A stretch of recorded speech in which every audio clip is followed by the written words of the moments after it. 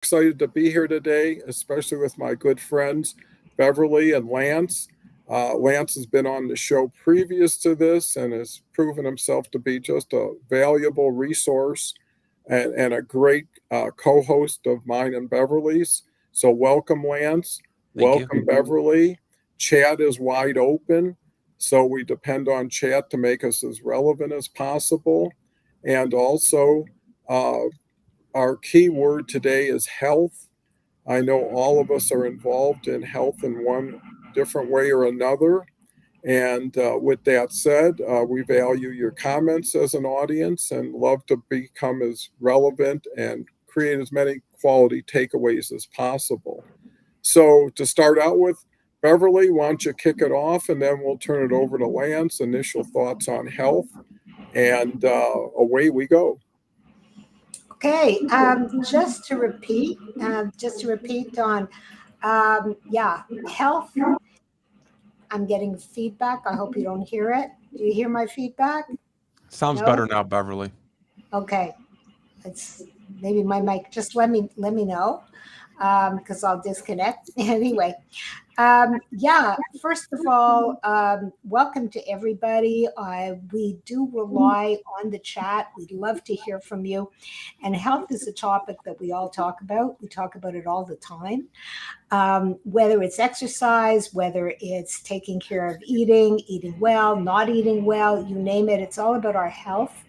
However, we usually think about our health when we lose our health in particular, unfortunately.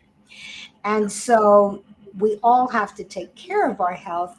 It is constant, it is daily, and we do have to set up a routine for that.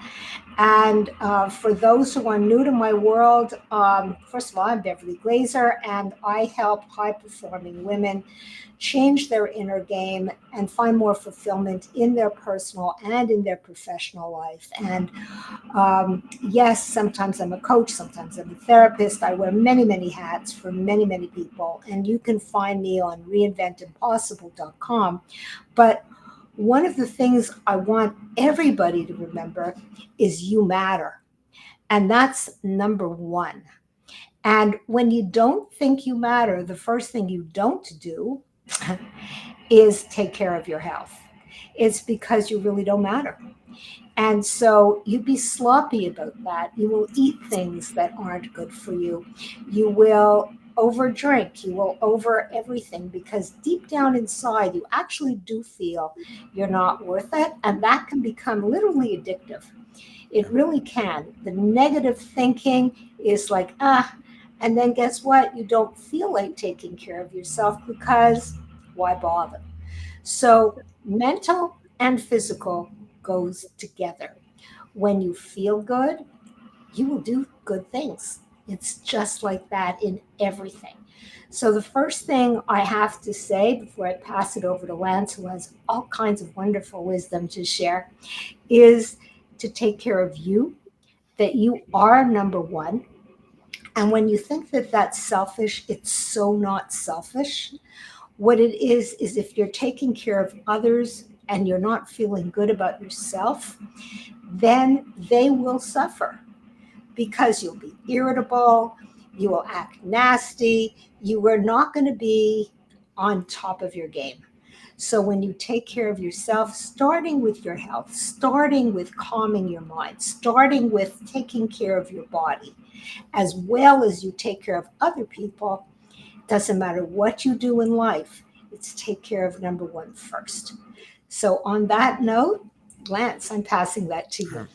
Well, thank you, Don and Beverly, for inviting me back. I always enjoy seeing and speaking with you guys, and I always learn something every time we've talked. So this is always a nice opportunity for me as well. But like Don and Beverly mentioned, the word is health, and health can mean many things to many people. It could be mental health, physical health, financial health, all different, aspects of wherever that person happens to be at in that time. But I really wanted to talk from my perspective on, self-care, taking care of yourself, because we've faced so many families who are caregiving for a spouse, a child with a disability, or, an elderly parent. And their self-care and their self-health always seems to be ranked last when they're finding themselves in those situations. And so, what we do is we try to encourage and support these family caregivers so that they can take care of themselves and they don't have that sense of guilt by doing so. A lot of times you feel like, if I'm taking care of my child or my spouse or my parent or whoever the loved one happens to be, if I pause and I take that appointment with my doctor, or if I continue going to the gym once a week, like is my tradition, I'm being negligent. I'm being, selfish. And it's really not. I tell people all the time, taking care of yourself is allowing you to continue to take care of that other person to the best of your ability. And so I'm looking forward to the discussion today. Well, that's great. Thanks so much, Lance and Beverly, for kicking it off in the right note. I have Dennis here. Want to acknowledge him. Great. Agree. Take care of ourselves and others to stay healthy and happy together. Yeah, and everything to Beverly and Lance's point kind of dovetails with each other, right? So something good helps something else that's really important. So Beverly, how did you learn and experience that idea and concept? Okay, well, first of all, here's a cheat. I was taught. Okay. And I think that, as you know, Lance, when you're working with caregivers, or for me, it was psychology, um, anything that you do, you have to learn to take care of yourself too, Right. because it can be draining. When people need you, it doesn't matter for what, there are no boundaries. They want you now. And so, what Lance said, and I'm going to piggyback on that, that guilt word is so deep, because you say, this is a sick person, and here I am taking care of me. You feel guilty. But literally, Dawn, I was taught that. We have to set boundaries, or what happens as a professional, we will burn out. And that's with everything that we do. When you're a parent, are you setting boundaries for yourself? No. Yes, I have been taught that. Okay. I have learned that there's a time when you come home from work and you're overloaded, you have to explain to your family. It's not that it's mummy, mummy, mummy. Perhaps mummy needs a break before she comes into that room. Perhaps she needs some downtime. Perhaps you have to just not immediately jump and start making supper for everybody else, because all we have is all these screaming little voices saying, me, me, I want, I want, I want. So self care starts with a very simple step, which is, what do I need? I need to set boundaries with myself.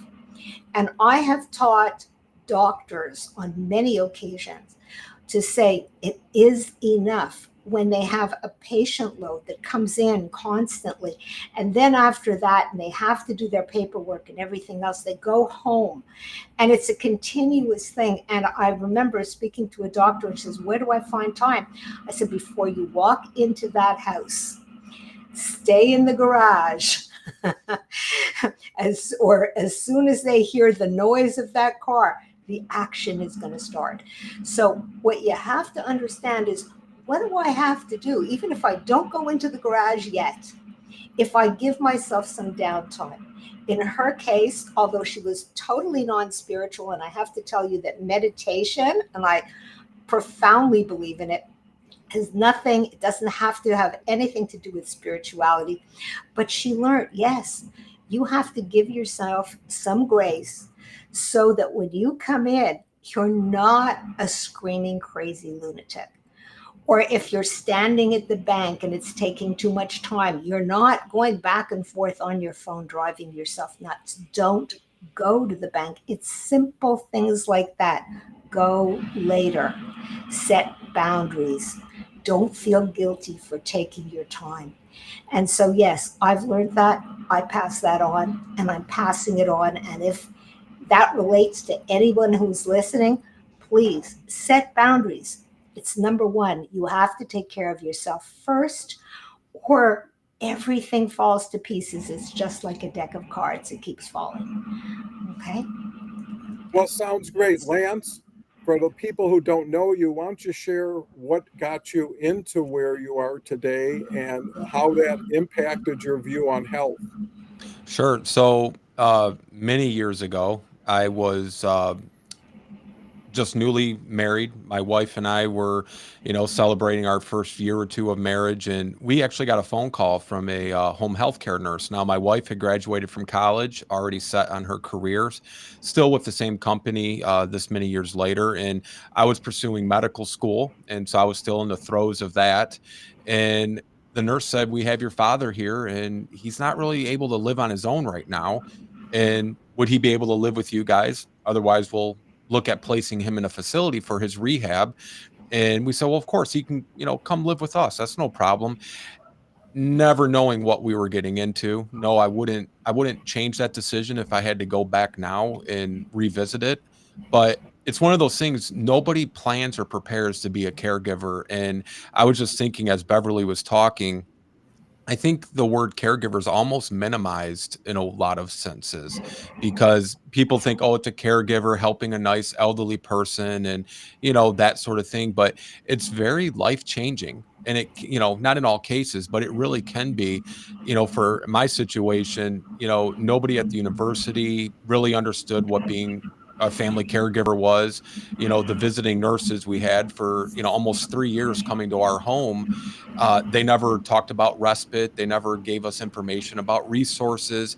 And it had such a profound impact on me. I stopped my pursuit of medical school and withdrew from that pursuit. And I decided, there's got to be a way to help families in situations like we're in.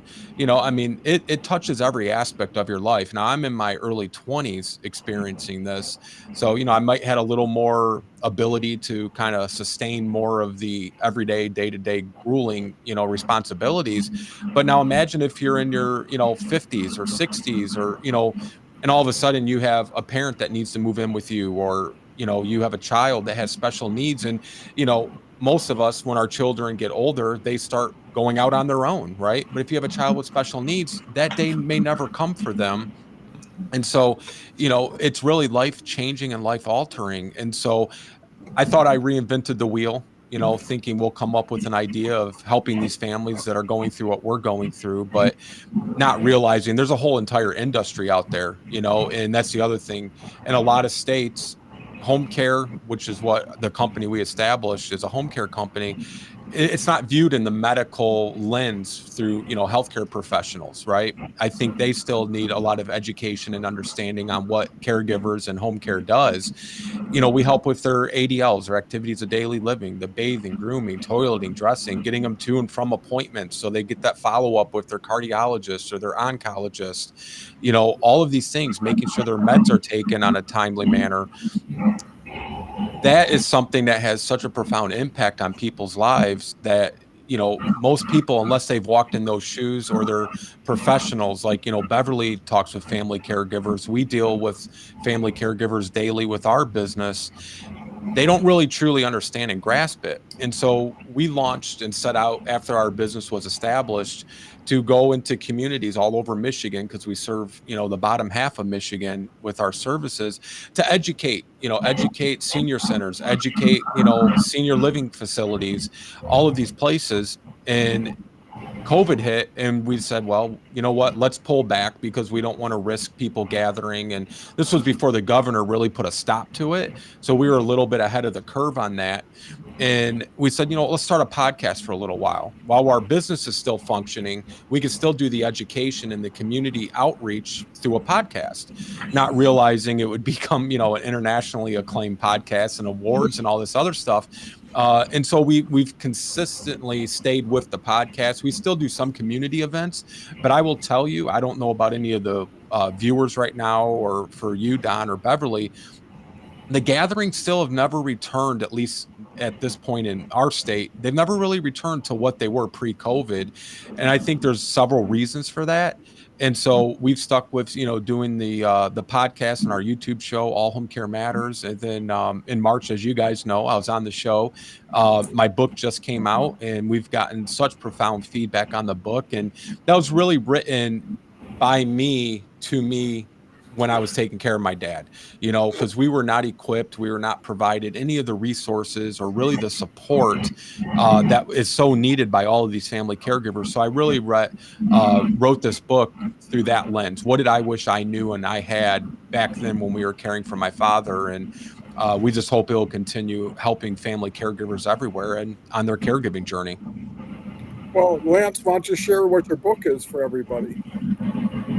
The name of the book is The All Home Care Matters Official Family Caregiver's Guide. Okay, and if you feel like it, put a link in that we can share with the audience. Sure. So have a few comments here. Dennis says, we like to listen and learn from people who care and share what they have learned. Kelly's here. Kelly's, I can't talk enough about Kelly. Her show is at 1:11 p.m. today, Eastern Time. So happy to have Kelly. Harvey's here. Harvey's show follows this show, which is the franchise show. Harvey, along with Kelly and Beverly and Dave and Carl, are part of the same cohort group, meet every other Thursday and go over live streaming best practices. So thank you, Harvey. Always a big fan. Dennis says, agree is not just money, but honey that works. Thanks for passing on your thoughts. And then finally, Dennis says, agree, learn to help will help you earn. So Beverly, a lot to work with here. Oh, yes. First of all, I looked on the side, Lance, because I usually have your book right beside me. And I don't. I had to move all my papers. So I really apologize. And if anyone is looking for information on caregiving, that book, and Lance has said it, All Home Care Matters, check this out because home care does matter. And when you are at home and you're taking care of anyone, and that's whether it's a child that happens to have particular problems or whatever it is, a senior, you really do feel alone. Everybody is living their lives. Everybody is going on with life. And you say, what about me? And this happens to all of us, whether we're taking care of a partner or whoever it is as life goes on. The older you are going to end up taking care of someone one way or the other. So it's good to have this information. Information is empowering.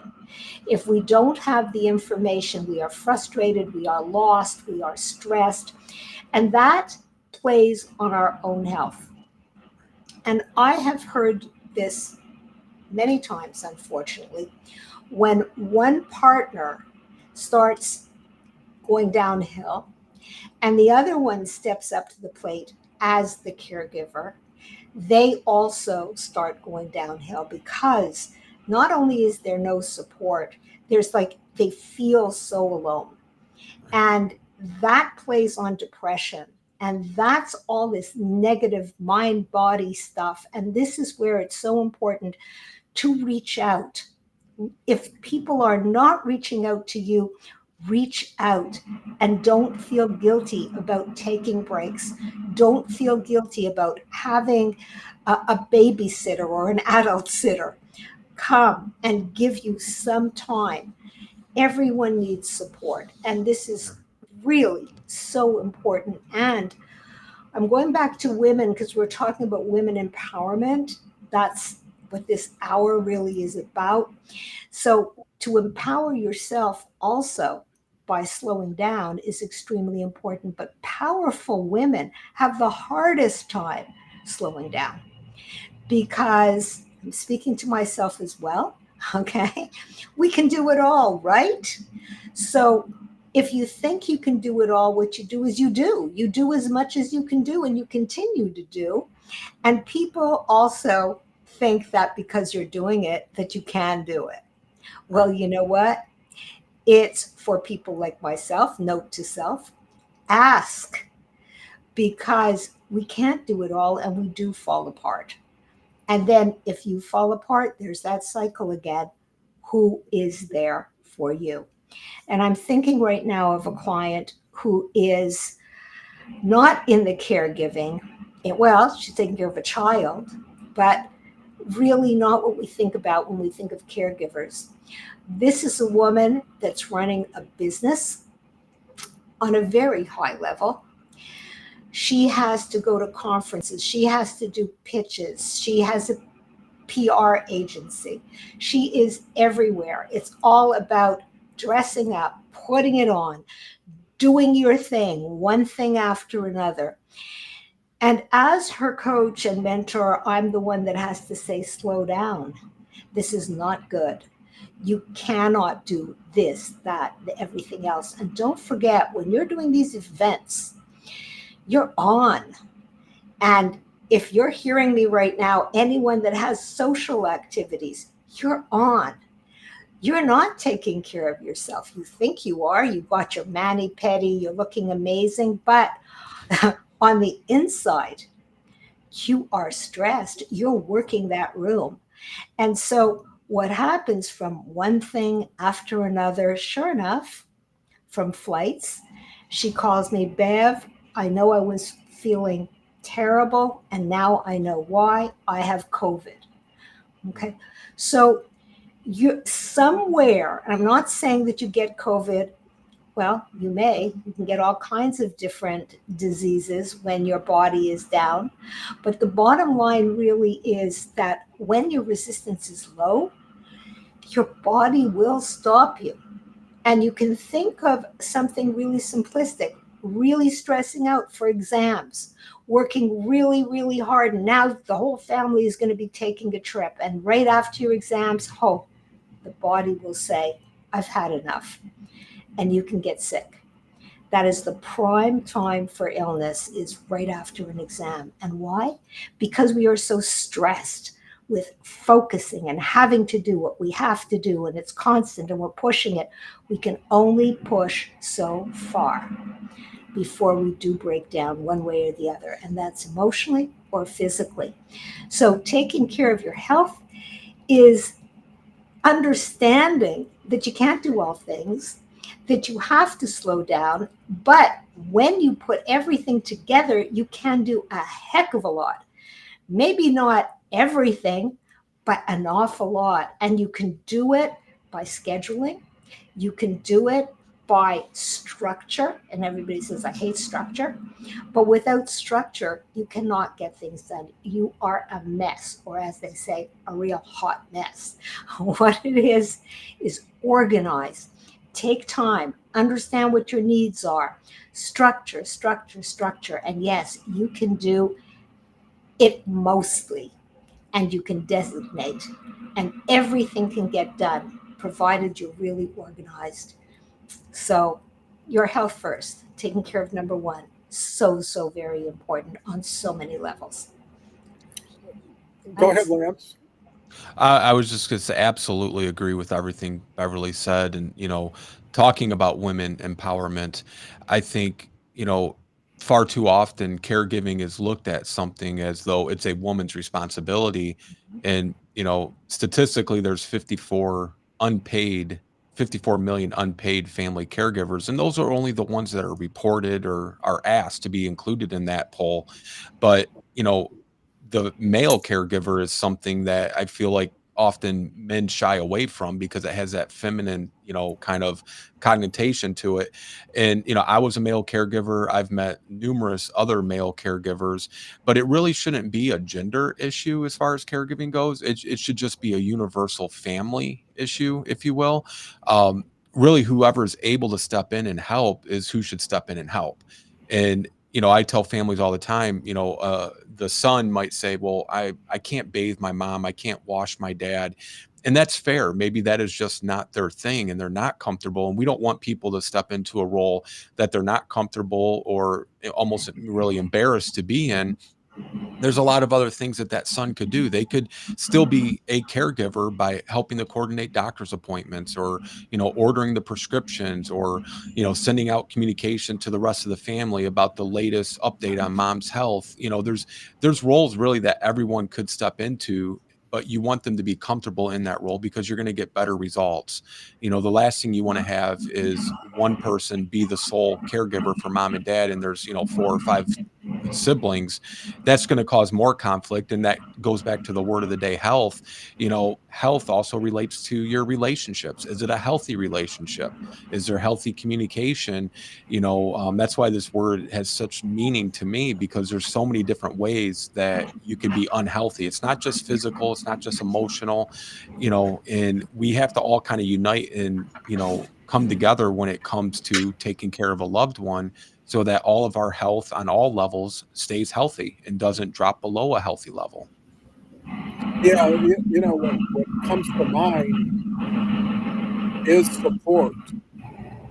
And most people don't know where support is or how to integrate with it.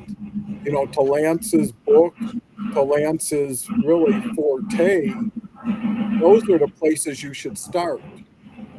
Do some fact finding, do a little planning. Don't go it alone. It's too much alone.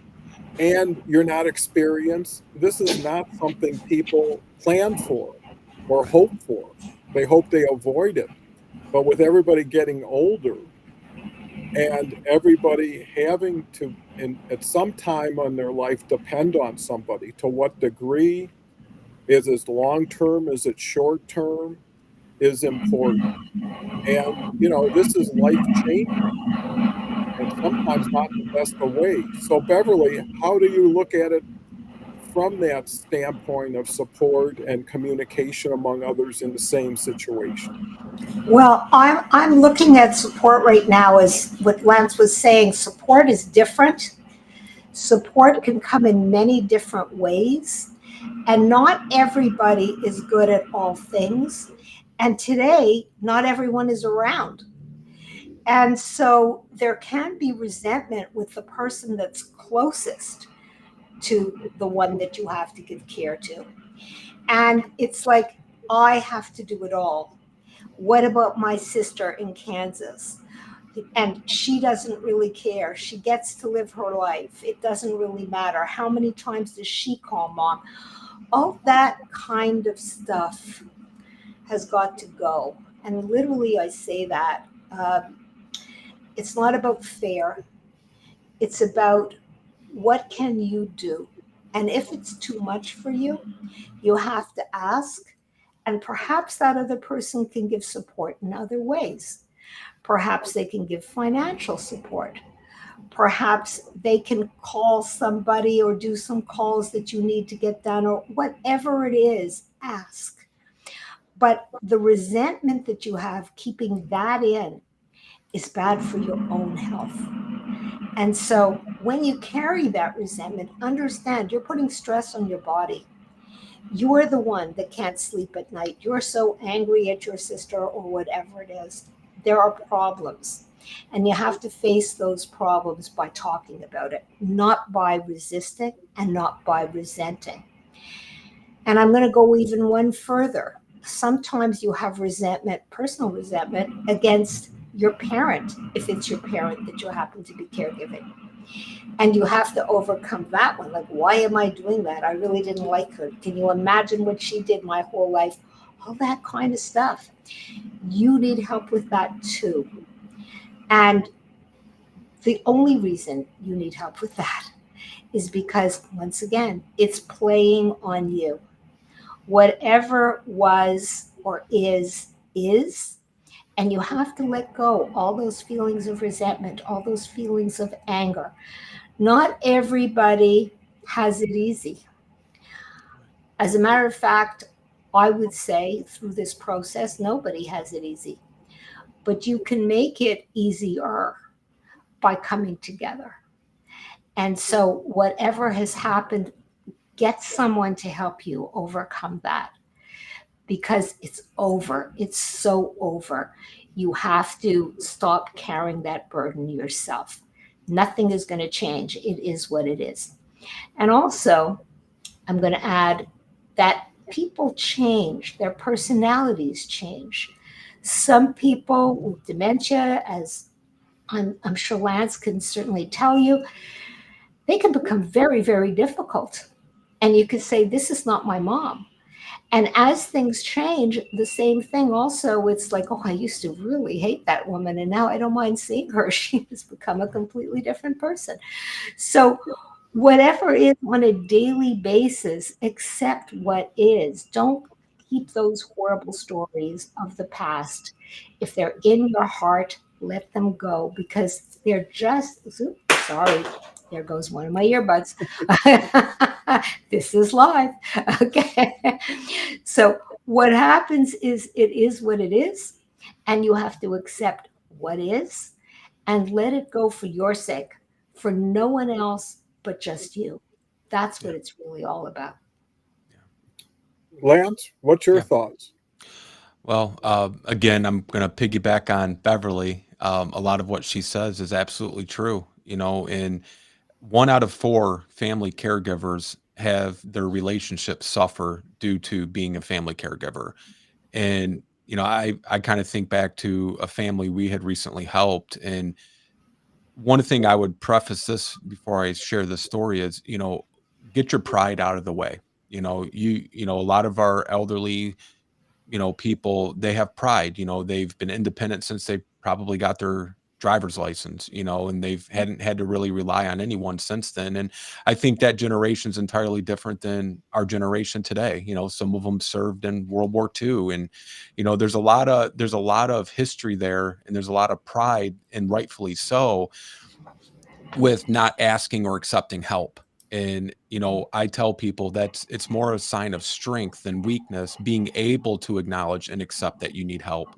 And this gentleman, unfortunately, he was not able to ever take that next step in accepting the help.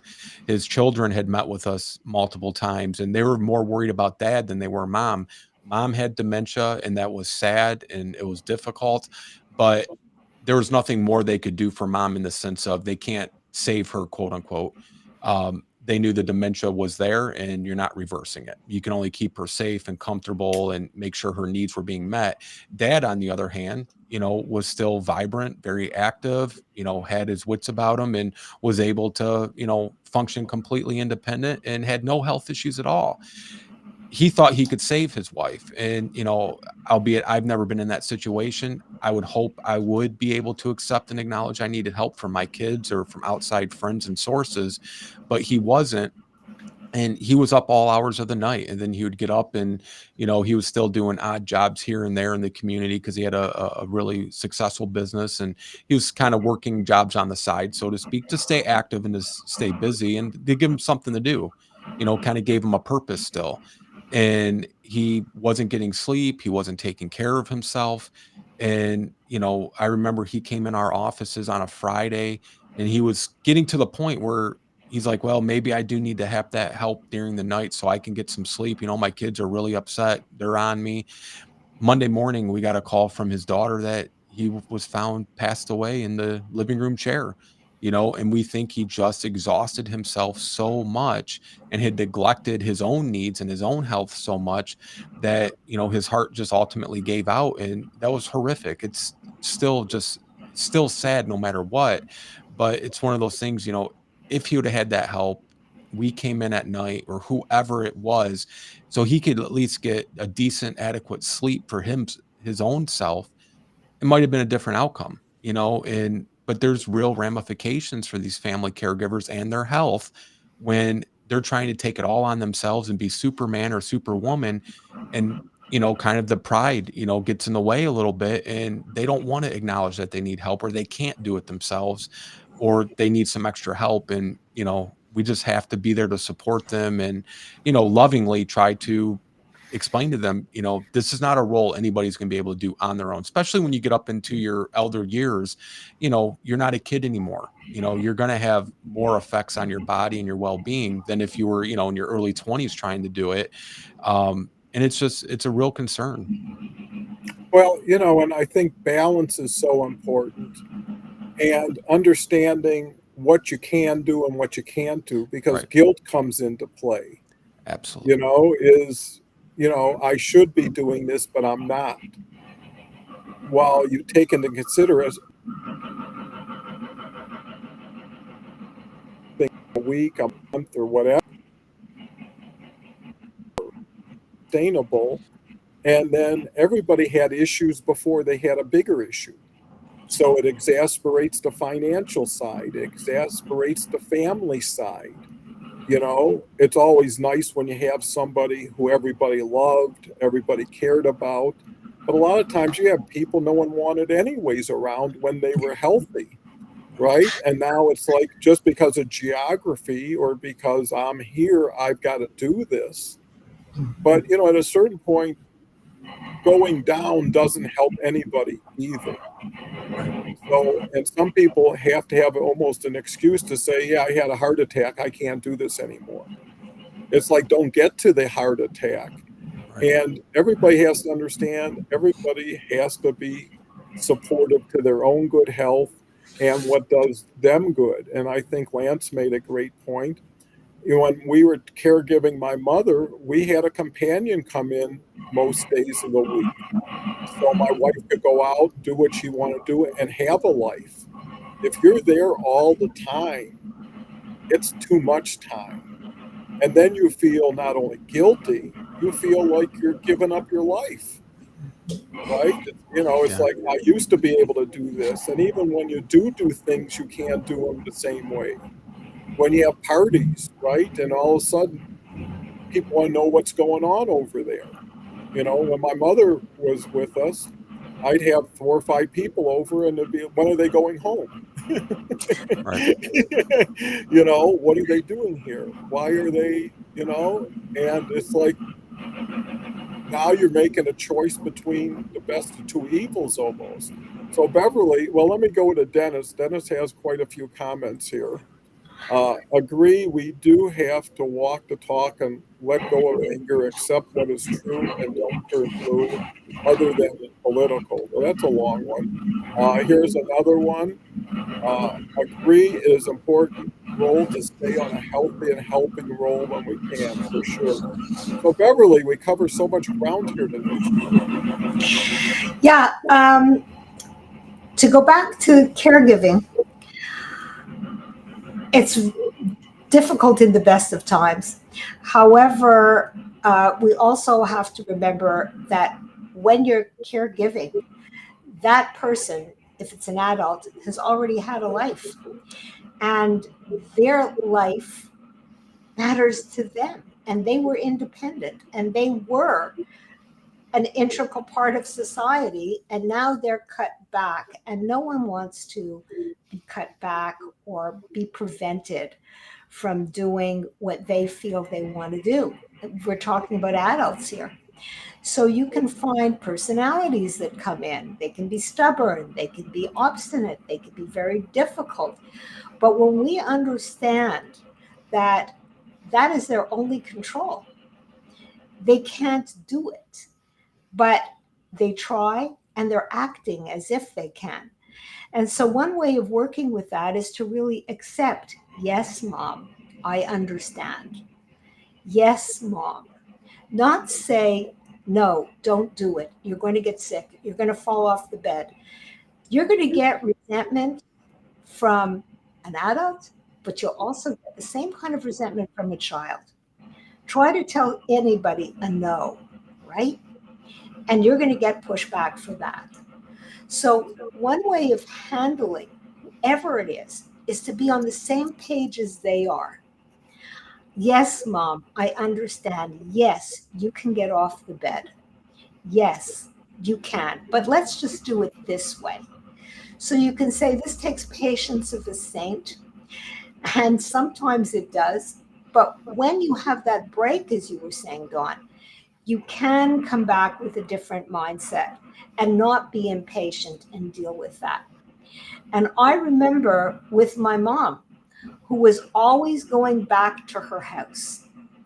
And here she was really in a chronic care facility. And she knew exactly. Her mind was fine. Her body was not, but she knew what was going on. And she was saying, when am I going home? And I knew. And of course, she knew that she was not going to be going home. And I said, I don't know. We will see. We'll see when the time comes. The doctors will say stuff like that. I am not going to say, and I did not say, Mom, come on. Look at where you are. You're never going to get home. We're selling the house. You wanted to sell the house. You don't need the house anyway. Stuff like that, right? You have to understand where the person is coming from. When you understand, and this is an elderly person, this is anyone, understand where they're coming from. Is it beneficial for me to tell her the truth, the absolute truth, which is you're never getting home? You know, we're very happy your will is and everything is, your estate is in place. What good is that? Okay. So you have to let go. You have to be with that person no matter what. And I'm thinking of someone who broke a hip and went to the hospital. And now in hospitals today, at least in Canada, they let you out after a day or two and off you go. Okay. And then you have to get home care, which they will provide, but you have to be well enough to open the door to let them in. Okay. And you don't have a hip. Okay. So you need to be able to provide for yourself too, but you also have to help that person or suggest in such a way that they will receive that help, because everyone says, I want to do it myself. Everyone wants to be capable and everyone wants control. And that's the same thing when you think of going to a hospital. And you know how all these patients are complaining about the food? Even if they can't eat, you're complaining about the food. Think about it. It's the only control you have. Now, the food may be horrible, but the bottom line is, what can you complain about? You complain about the nurses, you complain. Come on, these people are there to help you. So the understanding is when you have no control, you will find something to complain about because that's your only control. You are the boss of that. So understand people, and it's easier for you to be able to get exactly what you want. It's understanding, taking breaks, and allowing yourself, because this is not easy, to understand that you need a break too, because this is work, no matter what. Yeah. Taking care of elderly, taking care of children, and the number one thing is to take care of yourself, because you matter in all this. If you fall apart, boom, boom, boom, boom, we all go downhill. So Lance? Yeah, I agree again with Beverly. It's easy to follow Beverly because it's easy to agree with her. But I would just echo that. And we run multiple caregiver support groups here in Michigan, and one of the common themes with all of these caregivers is often they feel alone. They feel isolated, that their friends don't understand, their siblings don't believe it's as bad as they say, or their siblings are too busy to get involved. And they, in that theory, in that sense, they are alone. So they come to these support groups to find commonality with others who are going through similar situations and circumstances. Though the details of why they're a caregiver may be different, the end result is they are all still identified as a caregiver. And we explain to them the support group is for you to get some resources, have a platform to have your voice heard, because often they don't even feel like they're being heard or seen by anyone else. And to also build relationships with these other individuals in these groups, because they know what you're going through on some level. And even though we might only meet once or twice a month, there's 28, 27 other days in the month where you can then reach out to them when you're having a rough day, or you just need to vent, blow off steam. Or one of the beautiful things I think is, a lot of times they're too concerned to take their loved one out into the community, out to dinner or to a movie because, I'm all by myself. It's too much for me to help mom or dad and try to enjoy my dinner or watch the movie. It just doesn't make sense. So they'll pair up with one or two or more of the other people in the support group, and they kind of have like a group outing, if you will. So they don't feel like they're the only person. They're not going to get singled out because they're there with other people in similar situations and their loved ones that they're caring for. And it's a win-win for everybody. It gives their loved ones a chance to still be involved, if you will, in society and going out and engaging, but it also gives these caregivers still a sense of purpose and identity of not just being a caregiver. They're getting some of that sense of normalcy back into their day-to-day lives. And I always recommend to people join a support group, even if it's virtual. You might not have the physical interaction, but you'll still have, virtual or over the phone, and you'll still have a person or people who understand what it is you're going through to some level and that they can relate to you. And I think that's a key part of the whole aspect of maintaining your health, is also having people that understand what you're going through. Think about, back in school, every kid in class has a Nintendo. You're the only kid that doesn't. You're going to feel singled out. You're going to feel different. You're going to feel isolated. Well, it's kind of the same with caregiving. So many times these families feel like these family caregivers feel like they're singled out and they're alone. Nobody gets it in my social circle. You go to that support group, all of a sudden you're one of many, instead of one of none.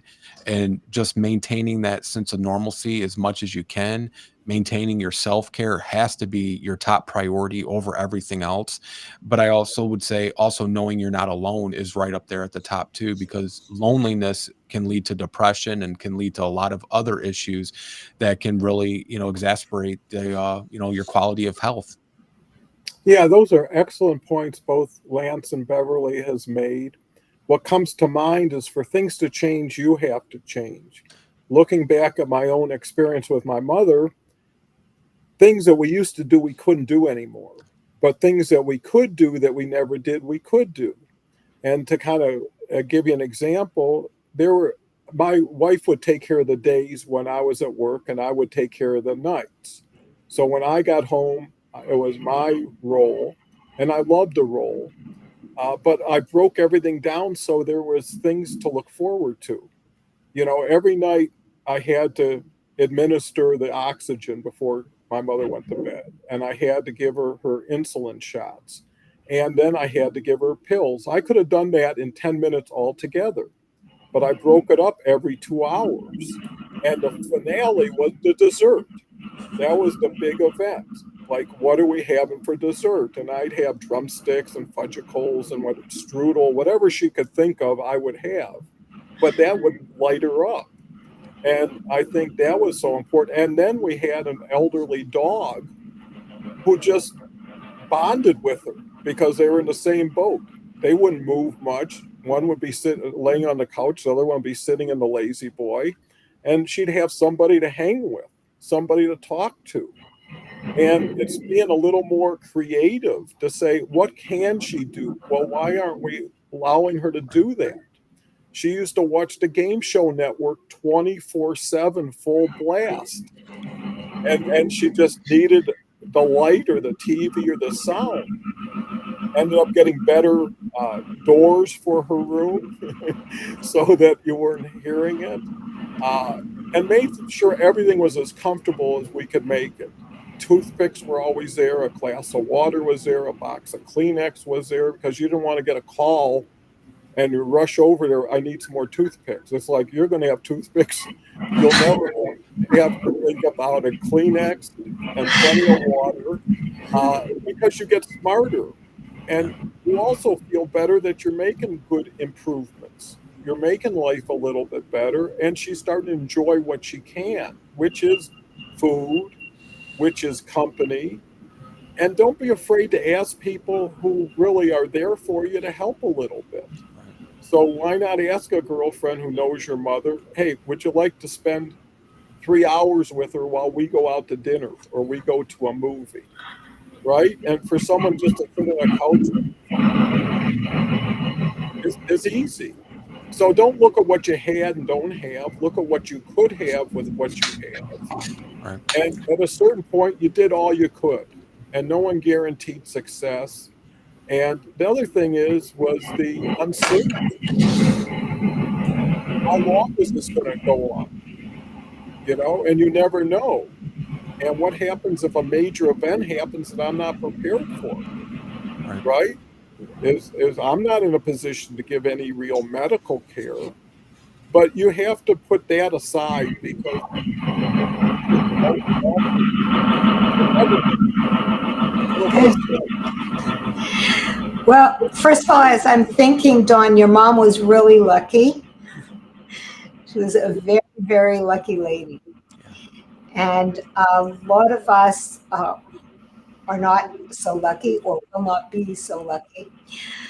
But one of the things that I'm hearing, and I know always has to be, and it's very, very hard when you're caregiving for anyone, is to keep a sense of normalcy.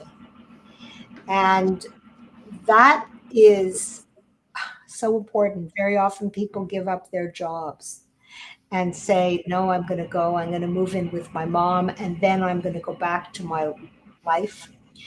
Um, I've seen relationships, as you mentioned, Lance, where the other partner and the family feels really rejected because the mom in this case goes and commits wholeheartedly to being the caregiver. And it's very noble, but you also have to understand that you have an obligation to your family too. And Right. this is where boundaries have to come in. And if you don't have or try to keep some sense of normalcy, what happens is you lose your own life too. Like, where do you start again if you've given up that job? The world has gone on anyway. And now you're coming back. Hello, world. Where am I? And I've seen that whether you're even a retired person and doesn't go back to that job, it's like, now what is my job? There is no more job. And you're left hanging and feeling totally useless without purpose. So, my advice is that balance. Yes, give caregiving, but step out of caregiving, get help as well. Don't feel guilty. You need that. You can't be all things to all people. And we even teach, as you know, Lance, and you mentioned it, professional caregivers need that break too, or you're going to get burnout. There is no way anyone can do this 24/7. Right. And I know when I did some real intensive work, on my biggest delight at the end, although it was intense and I loved it, is like, wow, when I just walked out of there, it was like, whoa, a breath of fresh air. Because when you're in it, you don't realize how tense it is. Right. You really don't until you leave and you change that environment. So to give yourself a balance, because what you're doing, caring, whether it's caring for an elderly or working at a hospital setting, or in my case, it was mental health or whatever it is, as soon as you walk out of it, it's like crazy good. And you didn't even know it was crazy bad. Okay. Right. And you'll also find among professionals, oh, we walk into our private spaces and we laugh. There's always a joke. There's always something coming up because we have to relieve that pressure too. It's pressure. So think for yourself if you're doing any type of caregiving or if you're taking care, you need that. You need to go to the gym. You need to meet friends. You need to communicate. You need to get online. You need that laugh. Watch comedies. Do anything for a joke. Those I Love Lucy shows, like you were talking about, Dawn. Yeah, it relieves the pressure because you don't even know you're under that pressure because you're living it. So give yourself those breaks. That should be well, just. that is beautiful advice, Beverly. Although it always is, and it's to be expected a while, but never to take for granted. So Lance, now Yeah. that we're coming up on top of the hour, what are your final thoughts, and how would you characterize our conversation today? Well, First, thank you, Beverly and Don, for inviting me back. And I would just close my thoughts on this topic is take care of yourself first. And that's not being selfish. It's not being greedy. You're not being negligent. You're being proactive because a couple of things, Don, that you had mentioned about with your mom, so many times when I talk to caregivers, one of their most difficult aspects of being a family caregiver was two things. One, it was the anticipatory grief of when is mom or dad or whoever it may be, when are they going to pass, or when is the next crisis or emergency going to happen?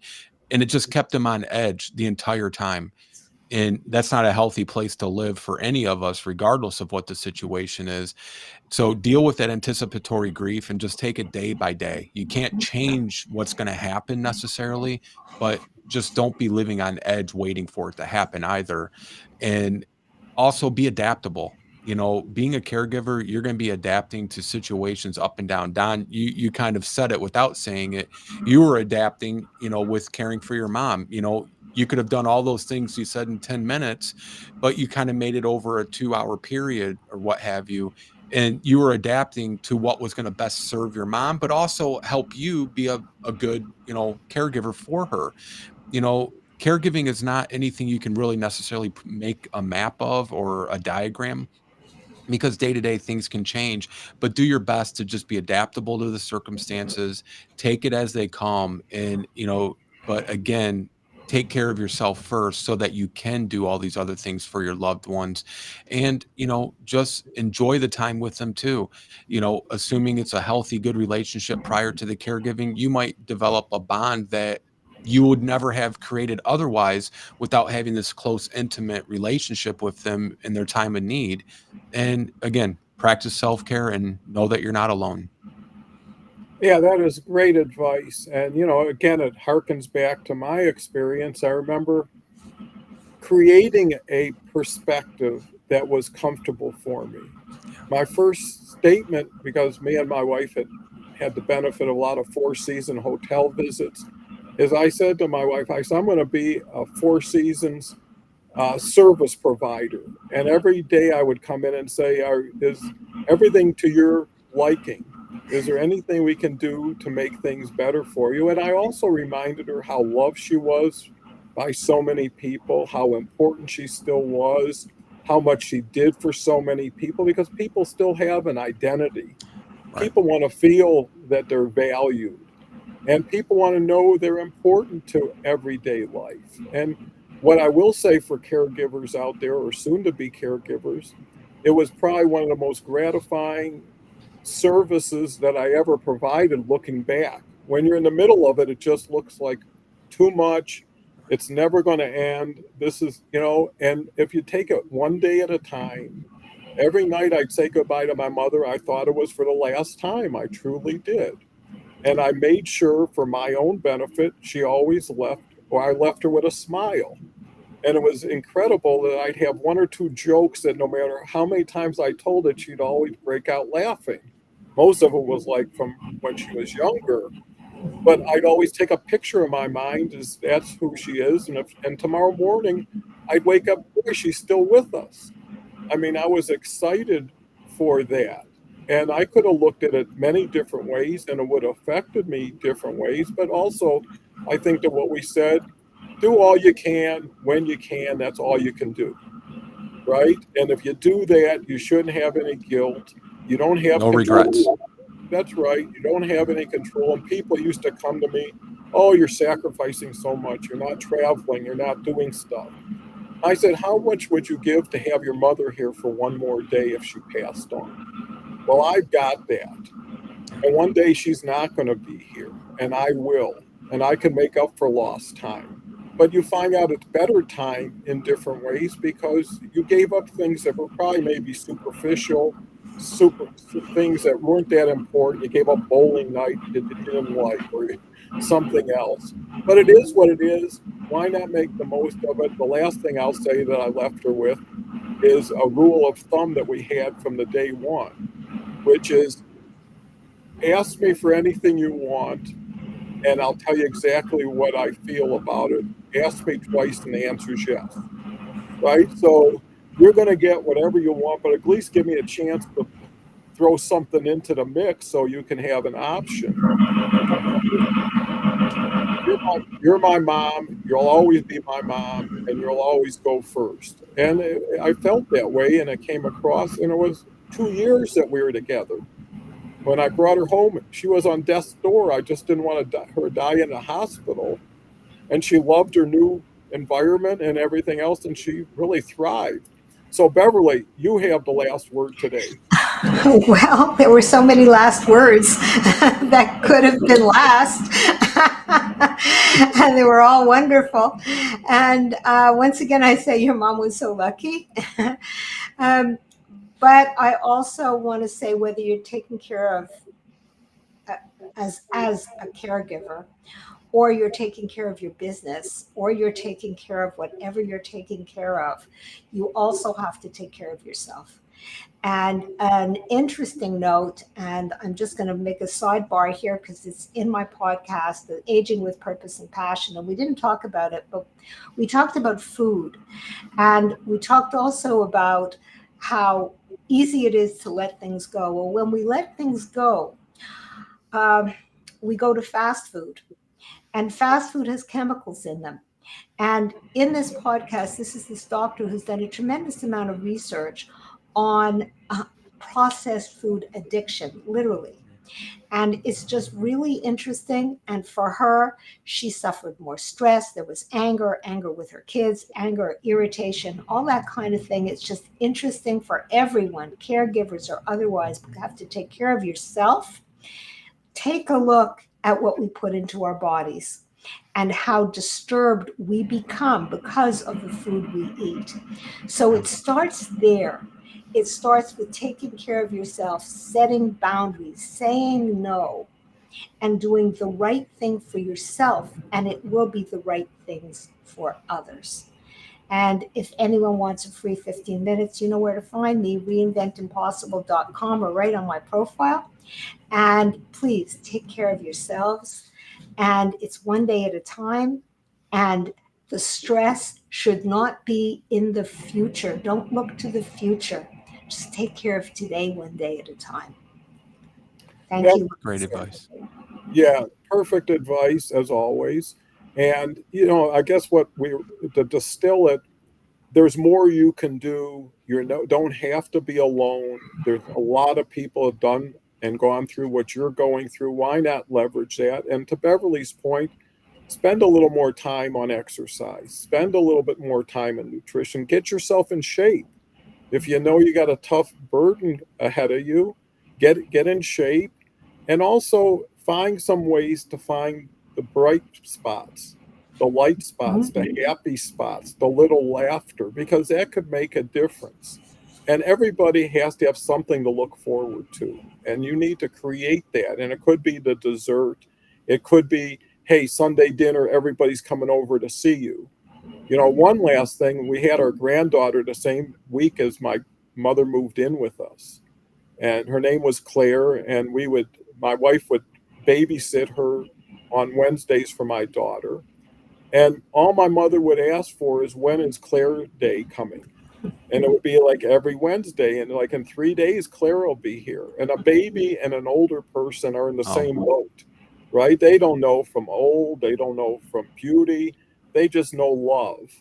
And when you can bring that together, you're now seeing, hey, this was bigger and better than I thought it could be because I allowed it to be everything it could be versus going in with a preset notion. Oh, this is misery, this is torment. And you know what? You'll set yourself up for it. Yeah. And there's no reason. So, anyways, want to thank everybody, especially Beverly and Lance. It's been a pleasure. Thank you, Don. Honor. Thank you, audience, and look forward to our next show next Tuesday with Beverly. Got another guest that I can't wait to share with you. In the meantime, go out and have a wonderful day. Enjoy yourself. Life is worth it. Take care